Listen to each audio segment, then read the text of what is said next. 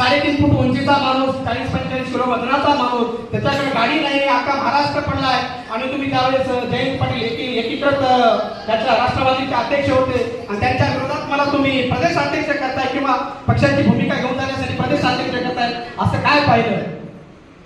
घाटे साहेब म्हणले, राजवर्धन माझा निर्णय झालाय, आता तुम्हाला या राज्याचं नेतृत्व सांभाळायचं आहे आणि प्रदेशचे अध्यक्ष व्हायचं आहे. एवढं साहेबांनी सांगितलं. पुढच्या 6 महिन्यात साहेब राजरत्न गायकवाडकडे 4 व्हीलर आले. हे विजय घाटे साहेबांची देण आहे. म्हणून मी त्या प्रत्येक कार्यकर्त्याला मी सांगतो, मनाने कधी खचू नका, मनाने धीर सोडू नका.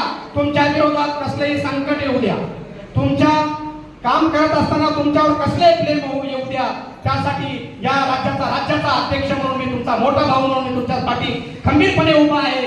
आणि मला या ठिकाणी या जाता जाता इतकंच सांगायचं आहे, साहेब आपण संविधान बचावाचे मेळाव्यामध्ये आयोजन करतोय. आपण शासनाने लाडक्या योजना काही खूप चालू केलेल्या आहेत. आमच्या या देशामध्ये भारतीय राज्यघटनेने सांगल्याप्रमाणे या देशाचा 14 आधारस्तंभ 4th पिलर म्हणून आमच्या पत्रकारितेकडे बघलं जातं.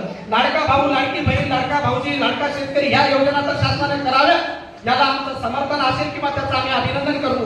पण लाडका पत्रकार हा शासनाचा असला पाहिजे. या योजनेसाठी साहेब आपण प्रयत्न करावे, कारण हे मीडियाने आपल्या मागे राहिलं तर पूर्ण भारतभर आपला रिपब्लिकन बहुजन सेना जायला काही वेळ लागणार नाही. आणि त्याचबरोबर गुणी विद्यार्थ्यांसाठी आपण जे काही चांगले कार्यक्रम राबवतो